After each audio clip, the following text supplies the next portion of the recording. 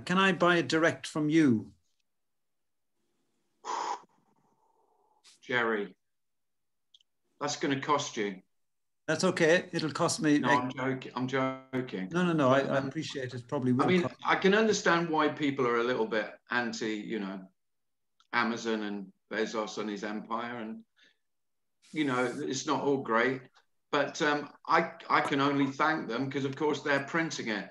No, I appreciate that. That's good. Yeah, it's just killing the little bookshops and the high street, and I'm just trying to. And I get that, and I was in two minds about it, I must admit. But if you're going to try and self-publish an obscure, you know, on an obscure topic like this, then Amazon's your only bet, really. Yeah. Jerry, you send me your address. Okay, lovely. Send me your address, and I'll send you one. Yeah. So how do I send your address? You got an email on Facebook or something? What's the easiest? Just message me your address on Facebook. Okay. Is that okay? That's perfect. Fine. Lovely. Thank you. You're welcome. You're welcome. Where is the audiobook version for those of us that are too lazy to read it?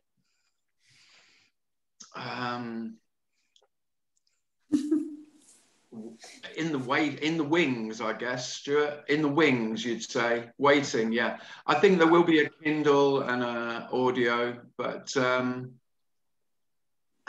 trying to flog a few hard copies first. Yeah. Okay, yes. Hopefully sometime in the future, in that non-existent future that we talk about. Yeah. With the audio, Tim, as you hear the clock ticking. Can do, yeah. Oh, that clock is ever ticking.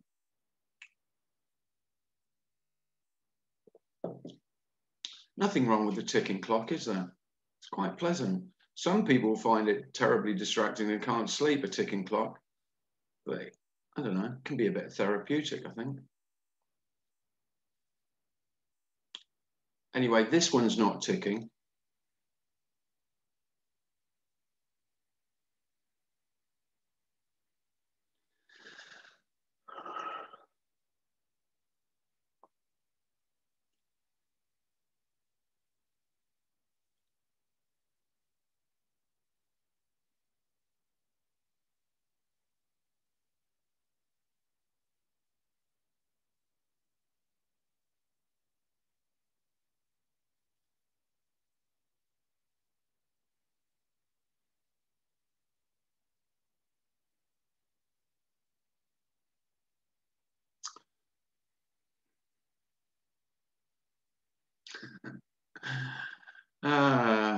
Funny that it didn't take me long to plug the book. So I'll plug it a little bit more and talk about this deafening silence, shall I? There is I think with any statement about non-duality, it can sound as though the human being who's talking about it can hear something, can see something, has knowledge of something, understands something that you don't. Just as when I was sitting in front of Tony or Lisa or Richard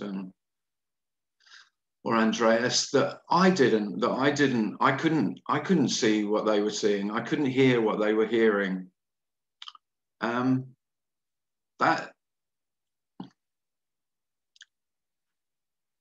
I can't know that all of those human beings can't hear, can't see, just like you and me, just like all human beings. But it seems so obvious now that there aren't special human beings with this special ability to be aware of something that other human beings aren't aware of. That is absolutely not the message. The message is that there isn't anything to find. That's the message. There isn't anything that's been lost. There isn't anything hidden. There isn't anything even in disguise. There isn't a veil that could lift.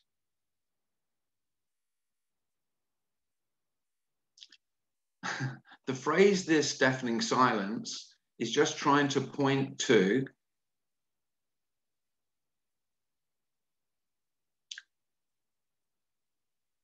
this soundless sound, this invisible appearance, this knowing that can't be known, this obviousness that is so obvious that it can seem to be not obvious.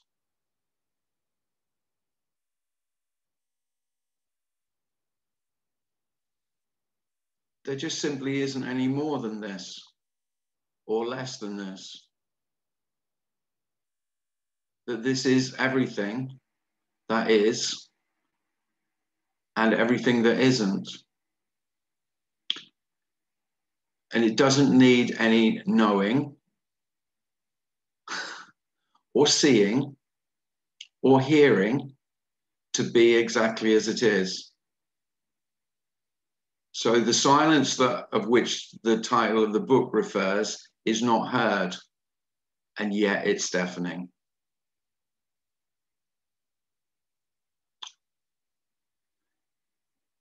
In a similar way, you could say the light that we're speaking of, the light that is life, is blinding, but you can't see the light. The light is never seen. Just appearance. The appearance is the light, and the sound is the silence.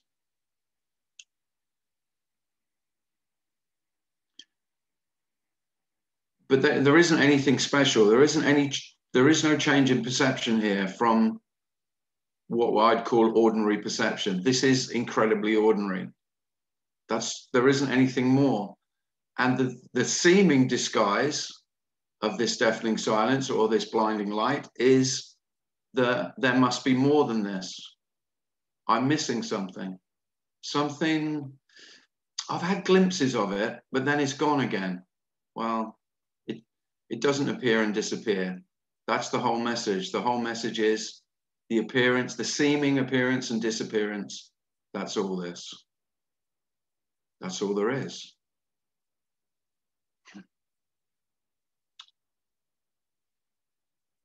Just sounding as it sounds, looking like it looks, feeling like it feels, thinking like it thinks. Of course, there isn't. The problem with me saying that is you then go, well, what is that it? What is that it? Well, you won't know. It might just be very obvious that there isn't an it to find. And in the seeming giving up, not an active giving up, but it being given up, the search being given up, not by any volition, not by any will, but the giving up being, you could say it's forced upon you. Life taking the effort, you could say, taking the effort out of life, then there's a peace and an ease that there was never for me, that could never be for me.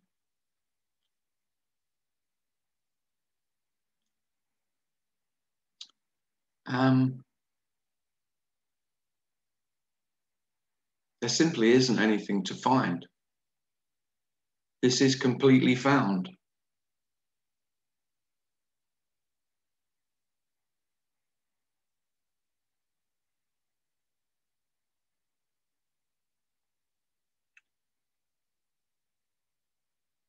There may well be a intense mourning for all the effort, for all the trying, for all the seeking, for just how hard you've tried to find what you're looking for. And there may well be disappointment. That wouldn't be surprising.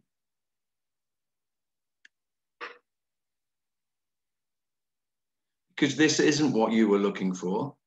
I know you've heard that. I hear lots of speakers speak about that. This is what you've always looked for. No, it's not. You were always looking for some fantasy. And this isn't a fantasy. This isn't a fantasy. This is the entirety. It's much better than a fantasy and much worse. This is real life in the raw as it appears, not everything that you wanted to get, and not with the absence of all the things you wanted to lose, all the bits of life that you thought, well, I don't want those, they hurt, they're painful. Well, of course.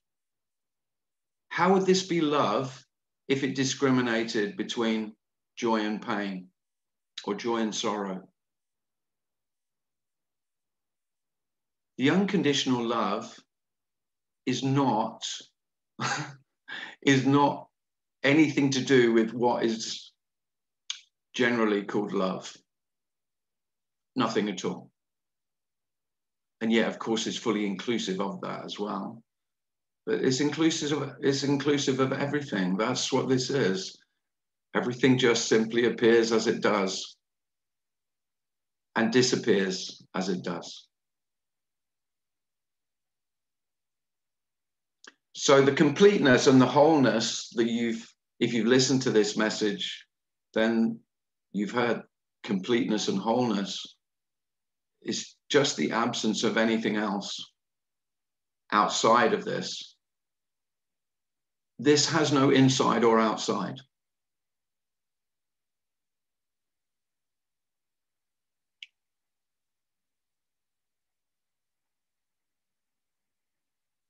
And wholeness sounds like one thing, but that's not it either.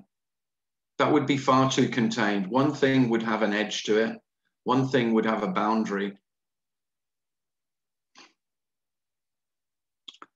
So this is not many and not one, but also both of those.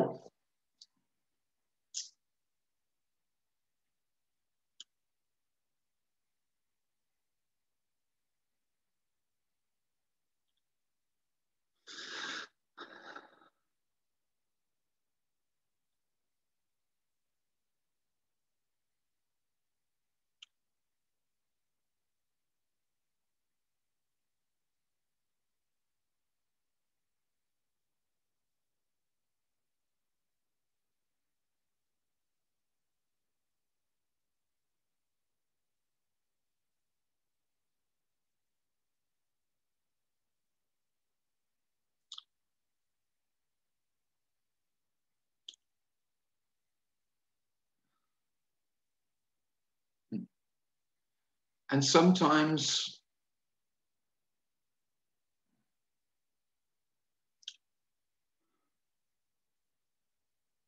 the immensity can feel too much.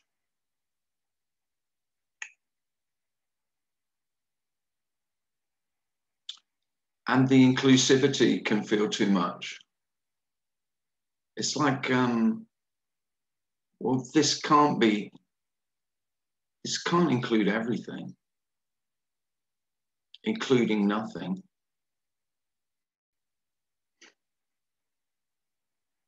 It's too much.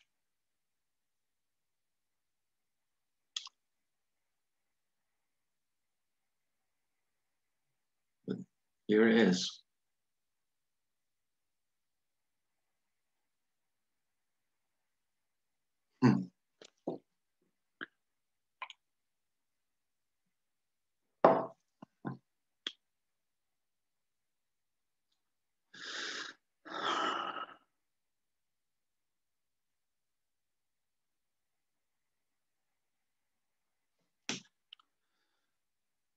So, yeah, has anybody got anything they'd like to share? Oh, Dave's here. Or anyone got any questions?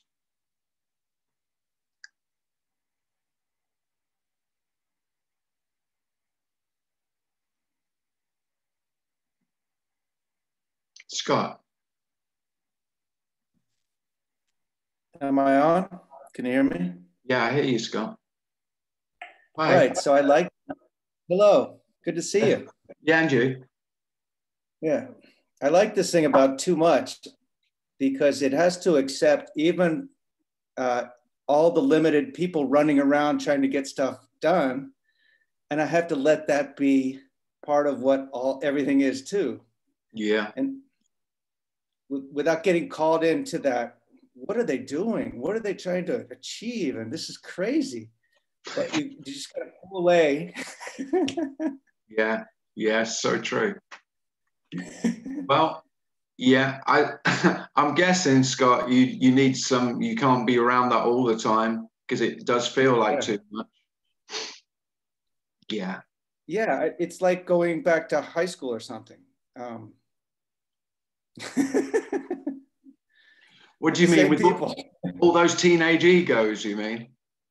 Yeah. Well, no, I don't want to judge them because it was me, 2 weeks ago or 2 months ago, whenever, 10 million years ago. But what I want to say is it's beautiful how it allows all that, even that. So we weren't even off the path before, it was all part of the play. And one of the most beautiful things, Scott, is that it also includes Scott not including it or trying to exclude it. That's also included. Your rejection, so Scott's rejection of those, that's fine as well. That's also included. That's perfectly okay. Yeah. Not for Scott necessarily, because you probably feel shit and conflicted when that happens. So because of course you can't. I'm guessing you, like me, Scott, worked quite a bit on acceptance. Yeah. Have you done a bit of work on acceptance? I did a lot of work on that. And of course, all that did was make me more self-critical and more conflicted in my inability to be accepting of all the shitheads and all the people who acted in a dreadful way. It was my inability to be accepting of that was awful. Yeah. It was just another, acceptance just became another tool to hit myself over the head with. Or them. Or them, exactly. Yeah. But yeah, it might just become obvious that you could. I don't even mean, Tim. I don't even mean the shitheads. I mean just the seeking. Yeah, of course. Actually, what's getting me now is the earnestness and the piousness of the search. Yeah. And it's just almost too much. It's easier for me to handle the shitheads. I get you. Yeah. I was right there 2 months ago or two, I was in there for 20 years and now I just see, oh my God, was I? Yeah. Yeah. Was it so nakedly self-interested? Yeah. Yeah. In a much less honest way than a straightforward hedonist. Yeah, you're right. Yeah. You're right. It's easier to be accepting of a straightforward material or pleasure-seeking. Yeah. Somebody who just wants to part. In fact, there's something very joyous about a completely openly self-centered, hedonistic pleasure seeker just out partying all day. There's something quite beautifully honest about that, isn't there? That's where I go get my decompression, Yeah. I agree. Anyway, it does allow that. I'm just getting better. It's taken me a while to get used to, like, okay, that's okay too. Thank God I'm not. Yeah, I know. Hamster wheel. I will say, I'm not advocating, any effort on your part, Scott. it just might become obvious whether you're accepting or rejecting. That's all accepted anyway. That's, you know, that's all. Yeah. This couldn't care less. There you go. Really, the truth is, the harshest reality is life couldn't give a shit about whether you are a self-centered hedonist or a pious seeker of truth. Well, they're just different forms of seeking. Yeah. And the only thing it was there to do anyway was to kind of catch me. So it can't catch me now. No. And there's also kind of a compassion for the whole thing, because it's just happening. Yeah. So there's all these people, and I don't really want to talk about them, but I can't help but do it in a way. It's almost like we were all part of some team in the river, and all of a sudden there's no others. So it's just yeah, everyone's on the same side. They just don't know it. That's it. That's nice. That's a very romanticized view. I like it, Scott. You old romantic you. We're all on the same team. But there is a sense of that. I mean, there isn't a team. We're all on the same non-team. Yeah. The team that we're on the same river. Yeah. Yeah, we're not getting shirt numbers though, and you know, you're not. Thanks, but there is this real sense. Thanks, Scott. That was lovely. There is an incredible equality when there is no other. Yeah. Yeah. In that sense, we're all on the same team. Yeah. In a real sense, there's no we, and yet. And yet here we are. It might be obvious that really there isn't a we,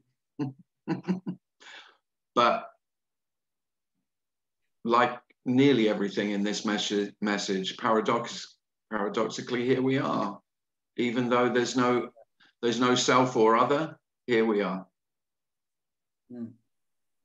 Yeah. Thanks. But yeah, all on the same team. No team. It's nostalgia for team. Yeah, me too. I spent 30 years playing team sports, Scott. Yeah. Yeah, so that's very, that resonates here. Yeah. Yeah. Yeah, at a certain point, you don't even know what we means anymore. Like, no, what kind of invention is that? What you and who else? Well, what it suggests for a start is that you knew yourself, and then it suggests you know the others. And that there was some kind of loyalty, unbreakable code. Yeah. Yeah. Yeah, thanks, Scott. Yeah.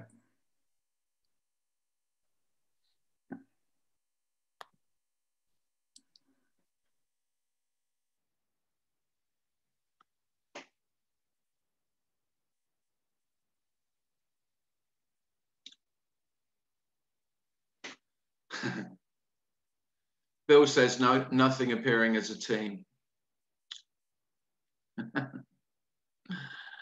Yeah. Whoa, go team non-duality. It's not very good, is it? I've got to think of a new team name. I've so wanted to come up with a new term rather than non-duality. I've never liked it. It's dreadful. But I'm still working on that.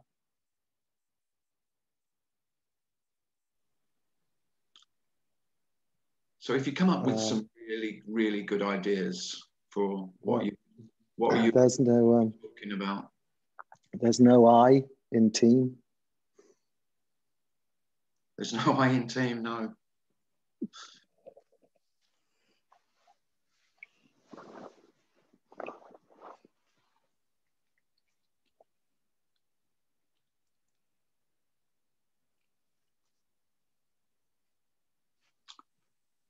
I mean, we have to label these meetings something, and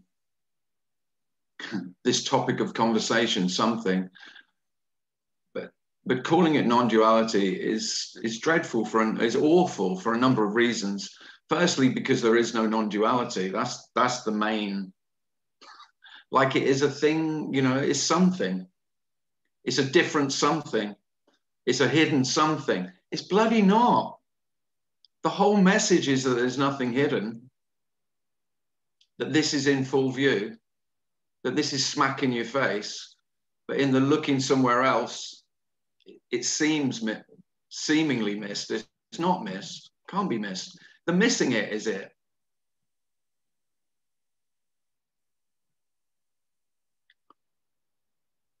If you feel you're missing life, then the feeling that you're missing life is life, isn't it? There's no exception.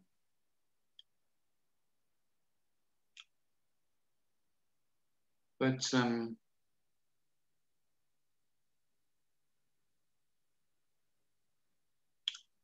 really, this is just trying to point out that you can run and you can hide, but you don't actually go anywhere. There's no one who's doing the running or hiding. There's actually nowhere to run to. There's nothing to hide from. There's no one who could be hidden. This is like complete exposure, which of course self is always afraid of. That's what self-consciousness is: fear of exposure, fear of being naked, fear of vulnerability, fear of being seen, fully seen. Everything, every dark recess that you've been afraid to show the world, for fear of rejection. There's no possibility of rejection. Of course, other human beings could reject you. Life can't. It just can't. Because there isn't a you to be rejected. There isn't anything outside that could reject something inside. It's just not how it is.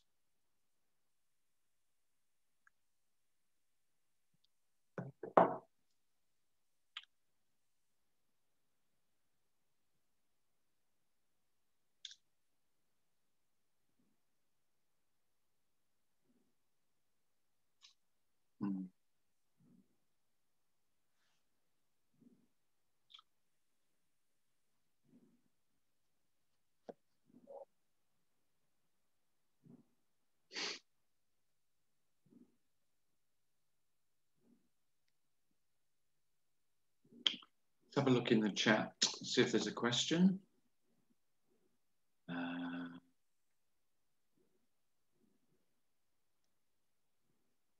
So OJ says, why does missing it feel so miserable? I'm not sure what it is there, OJ. Jahara's come up with team what the fuck. It's a winner. We'll go with that, Jahara. WTF. Yes, good.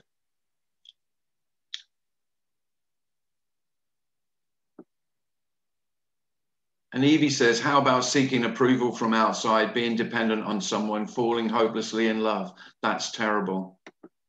Yeah, that is painful as hell. Sure is. There's nothing hurts more than love. It's the in love. Fucking hell.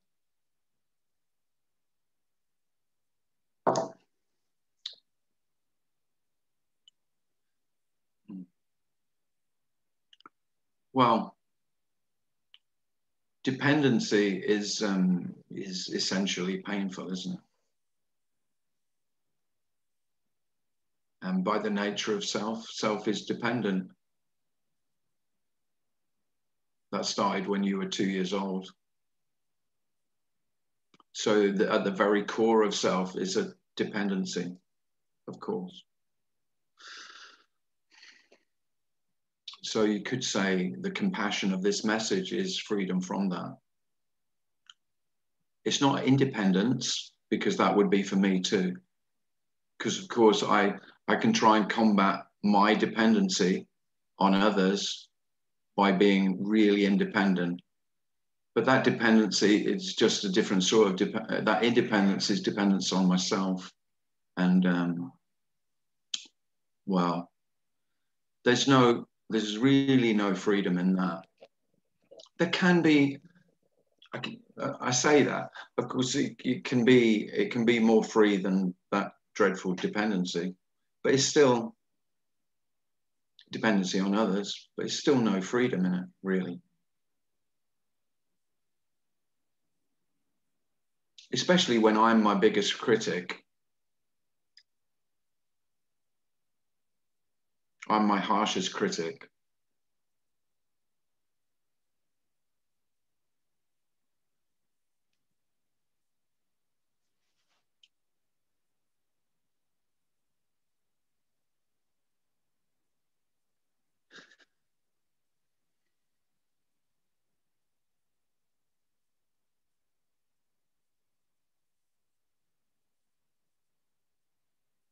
Yeah. So Evie says, and the fear of abandonment and shame. Yeah. Yeah. Yeah.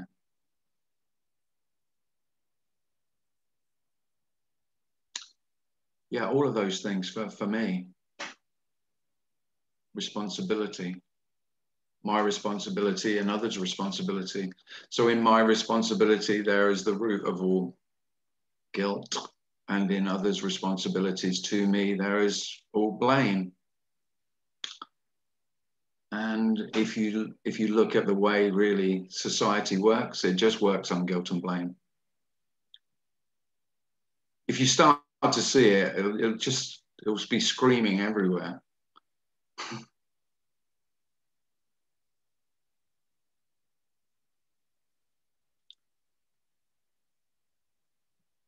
And it's not that that's wrong. It's just that it causes so much suffering. And essentially, it's not true. It's not true that each human being is responsible for their actions. Because that needs me. That needs a me inside each human being to be responsible. And because I'm certain of myself, don't get me wrong, not everyone agrees with that. But every human being who has a really concrete sense of self has to blame others, because otherwise their own inability to be in control. Others have to be in control of what they choose to do. They have to have free will and choice. If they don't have free will and choice, who have I got to blame? How will I have a sense of, that this world is ordered and in control and we're managing it? Humanity, human beings are in control. Well, they're not, are they? It's bloody obvious.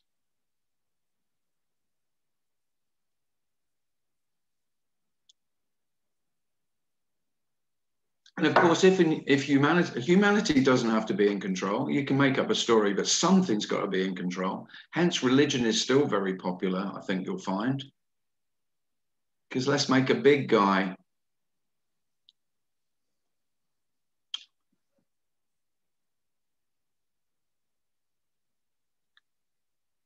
Who's keeping everything, keeping all the balls in the air.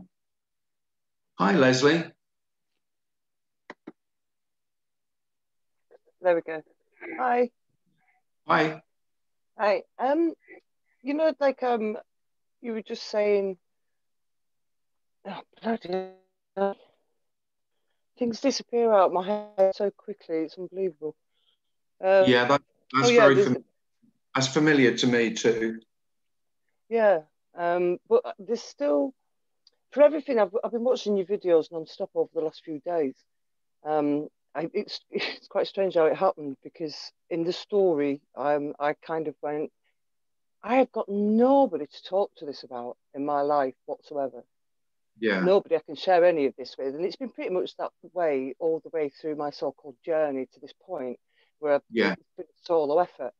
And then, like David was saying, from Northern Ireland, I think in one of your videos. He did. Yeah, he said on Thursday.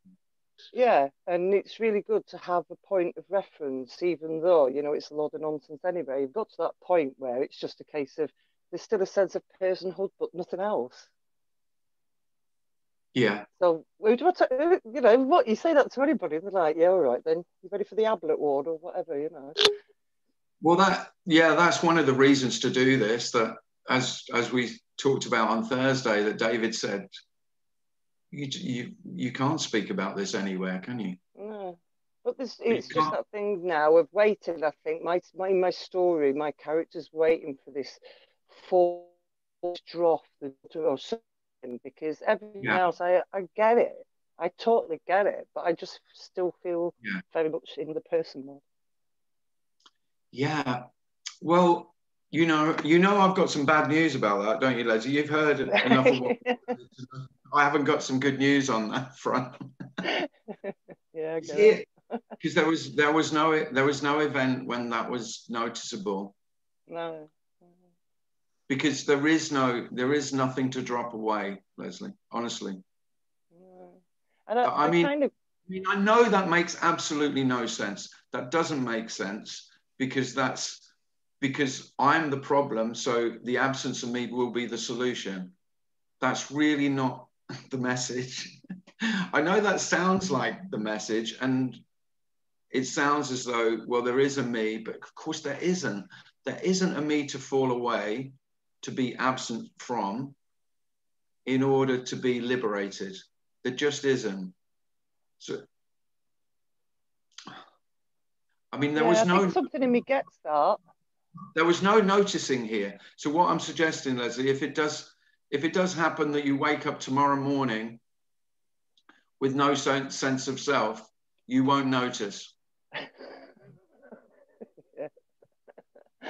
All right, thank you. Yeah, I mean, I know it's not what you wanted to hear. It was never what I wanted to hear. I love the idea of, you know, something dramatic and wonderful. Yeah, I used to. I was always waiting for fireworks or something to happen, and then it became obvious that there's nothing going to happen. No, but the huge firework display. Yeah. Yeah, you know, that moment, and it's almost like having an orgasm. Your mind's blown, you see the light, and you know, it's just the most wonderful experience on the planet, kind of thing, you know. I know. And I realized a long time ago that wasn't going to happen. Well, if I tell you what happened here, so in the semen drop, in a way, it wasn't noticed, but I think what came after it, you know, the non-event, what came after the non-event was lying in bed really pretty comatose for about a month. My boss is going to love that. That's a great selling point, isn't it? I ought to keep quiet about that. So look forward to that, all of you. I feel I'm drawing more away from life than I have been anyway for many years. I graduated as a mature student in '98, and the joke of my story since then is I've just become more and more horizontal.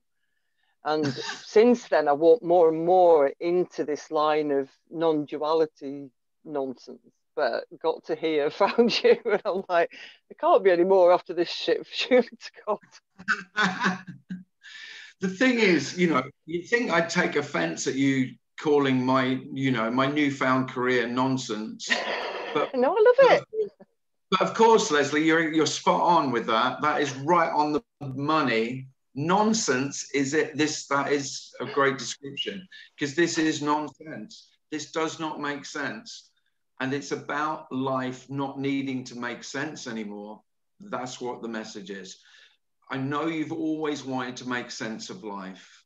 I so did. I was an avid seeker of truth, a questioner of reality, a questioner of truth. And the great news is The great news is, forget that shit. You ain't getting anywhere with that. With your puny, puny little frontal lobes working it all out, well, you're going to get nowhere.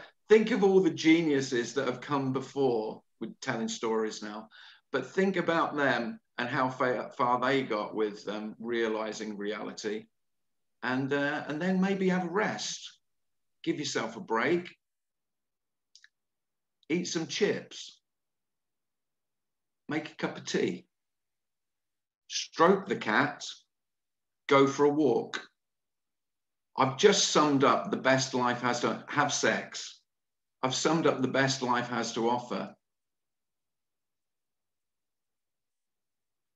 Chips first, then cup of tea,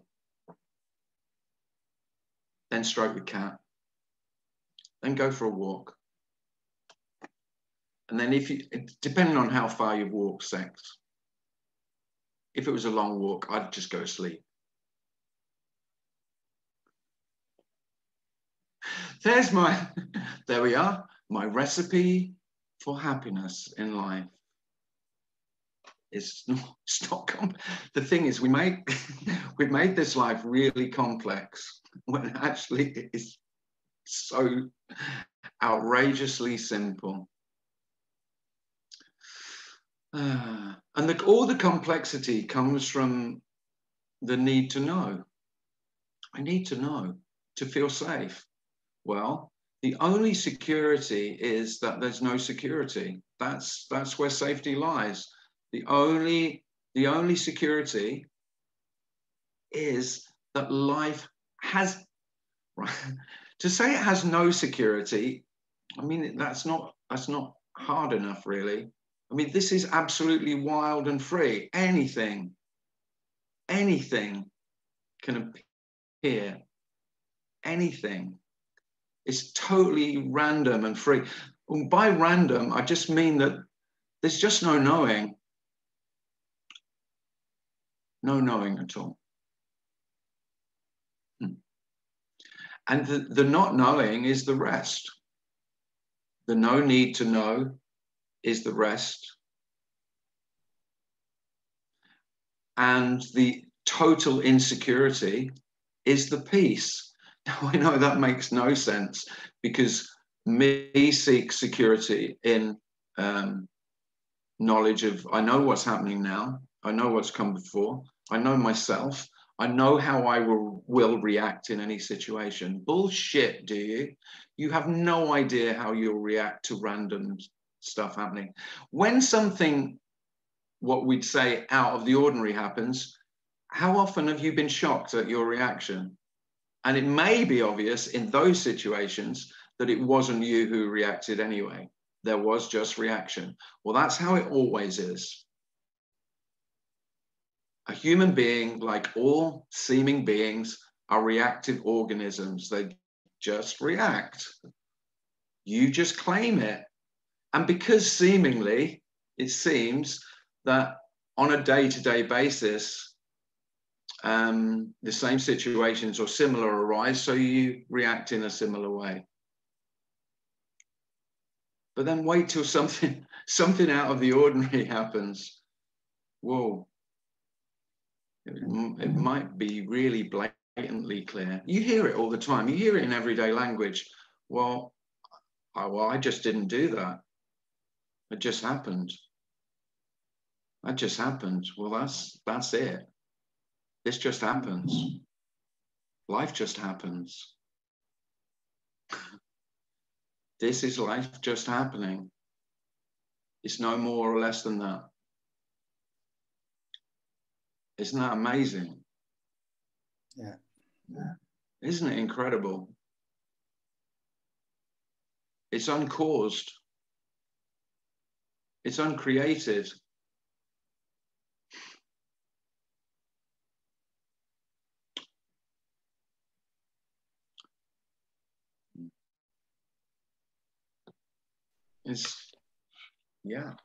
It's beyond wonderful in its mundane ordinariness. it's kind of like being a little kid. You know, particularly I spent a lot of time with the insects as a small child, obsessed with ants, making little roads for ants.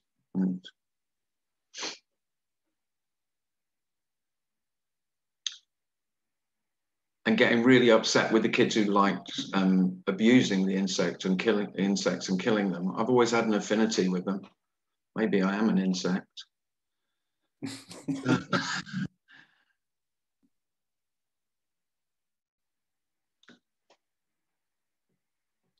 But you know, just the wonder of, well, wonder of everything, really.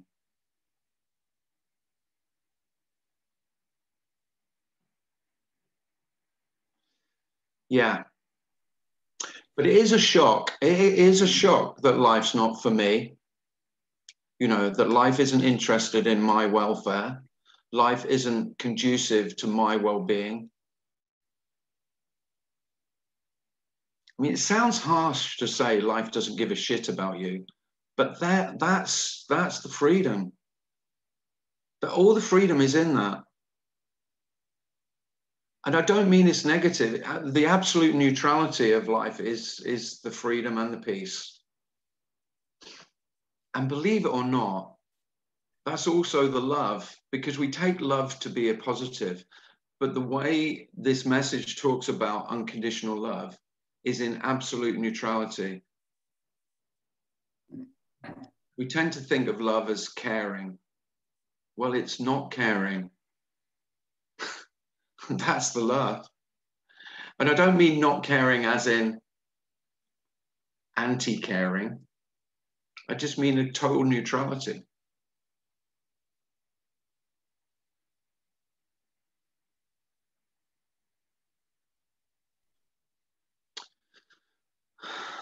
Everything is empty, essentially. Everything is equally nothing, as well as being what it is. So everything that appears, so the cat is a cat, but it's nothing being a cat. And you're a human being, and you're nothing being a human being. And life is not discriminating. I mean, we've put ourselves on the pedestal, you know, we're the pinnacle. Well, yeah, we are beautiful in all our fucked upness, aren't we? But we're no more beautiful than the ants or the cats or the blade of grass. We're no more incredible, and life doesn't care for any of it. You know, I was always brought up as a Christian with a benevolent God, you know, an all-loving God. Wow, what a fucking curse that was. That was such a curse. That he could see my every, he could hear my every thought. He could see my every intention. And stood in judgment. So not only did I have my own judgments, but I had God's as well. So if you've been brought up in a religious background, then it's sort of like double me, isn't it? You've got ordinary me, so I'm on my case all the time. And then, of course, I've got the mega me, the big guy. He was always, oh, just when I thought I'd got away with it, with a bit of self-forgiveness and a bit of self-compassion, he would come in and just give me the proper slap down. Crap. Anyway, that's why this is worth talking about.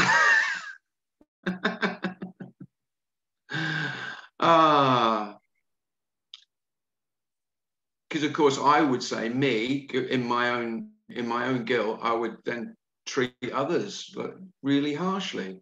You know, I treat myself harshly. They deserve what they get as well, you know, so they felt really bad about themselves. It's completely divisive. Well, me is divisive. That's the essence of self. I am divided. I am divided from everything and everyone else. I'm divided from the rest of whatever we're calling this, the universe. And everything else is divided from everything else. Self is essentially divisive.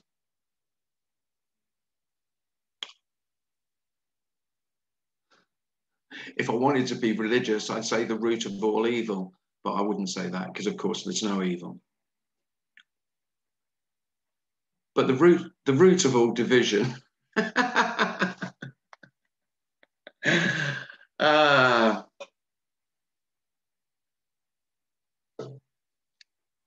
Okay, we've got 5 minutes. If anyone else has got a question they'd like to ask. Stuart. Yeah, I was just thinking about what you were saying about freedom. And, Yeah. you know, not everybody can just lie in bed all day. No. They've got, you know, mouths to feed. It's Yeah. like I was thinking of the Zen story. You know, before enlightenment, carry water, chop wood. After Yeah. enlightenment, carry water, chop wood. Well, what if you don't like carrying water and chopping wood? I mean, you might, you know, become thirsty and cold, but if you don't like doing it, where's the freedom in it? I think it's just I think it's just a phrase of the time, Stuart. And now it would be before enlightenment, drink coffee, be on YouTube a lot. After enlightenment, drink more coffee, be on YouTube even more. Right.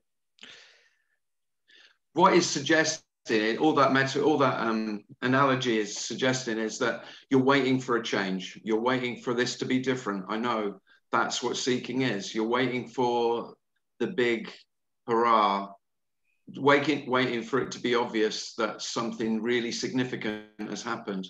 And the whole message is nothing of any significance is going to happen, has ever happened, is happening. Everything is of equal insignificance.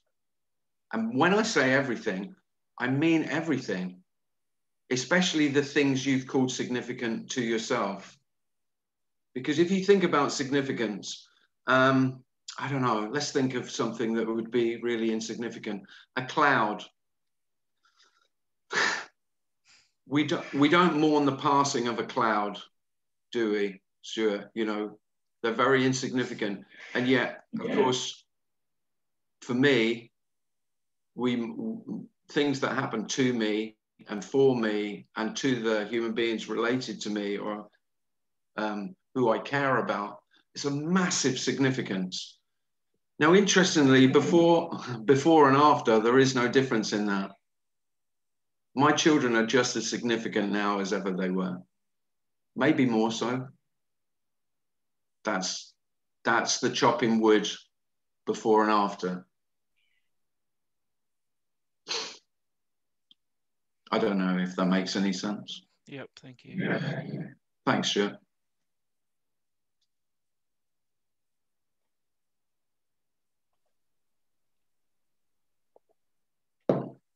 Joey, have you just arrived? No, I've been here the whole time. I just didn't put my just say hi. Saving battery. Yeah, I you know Rosemary, from Holland. She talked. Yeah. And she told me it happened to her too. Not when the apparent self collapsed, but there was a period of time, I think a couple of years, where she couldn't get off her couch. Yeah. She had 3 kids. But what I wanted to say is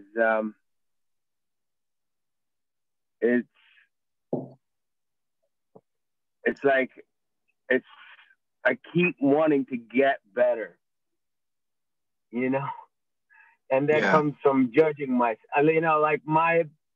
I should be good. Like, I shouldn't be doing this. Yeah. I should, and that's all comes from self-judgment, that you're not good enough, and it just feeds on into that tremendous sense of not being good enough. And then on top of that, judging yourself for it. Yeah. Oh, it's all very familiar, Joe. It's tiring. But it's surprising. It's surprising to even entertain the thought, like, oh, it's okay to be that way. How about if it's good enough to not feel good enough? Mm. Not good enough? No. No.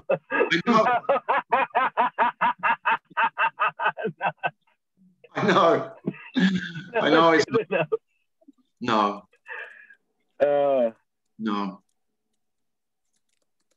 No. Thanks. Cheers, Joe.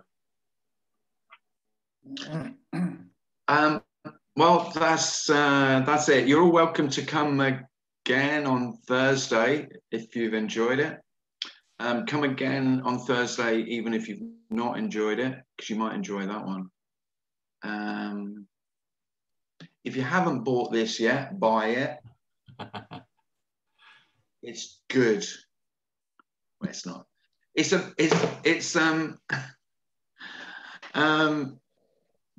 I feel like I should read you Dave's review because it's something.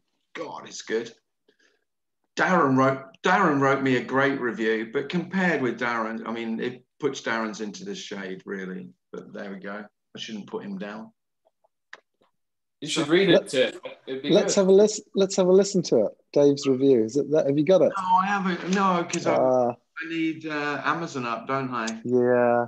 To read you, if you haven't seen the book yet, I was going to read you a little bit because there are some bits. There's some bits in here that I read and go, oh, I really like that, and there's other bits going, bit dodgy, just like you would probably. But there are a couple of bits. I wanted to read you about biters and lickers. Which page is that on, Cal? Oh, I've got it here. You see that? Okay. Purity. Have you ever heard such a bullshit story in all your life? The beauty of this message is that no matter how filthy, disgusting, depraved, abhorrent your thoughts, your fantasies, your imagination, and even your actions may be, they are all equally empty.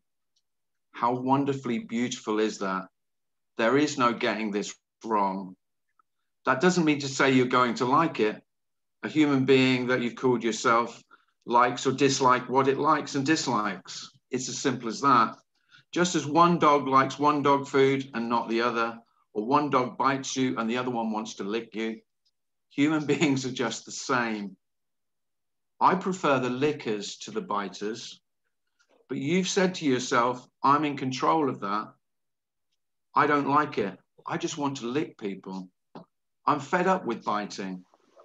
Well, maybe you're a licker, and really what you want is a bit more biting. I don't know.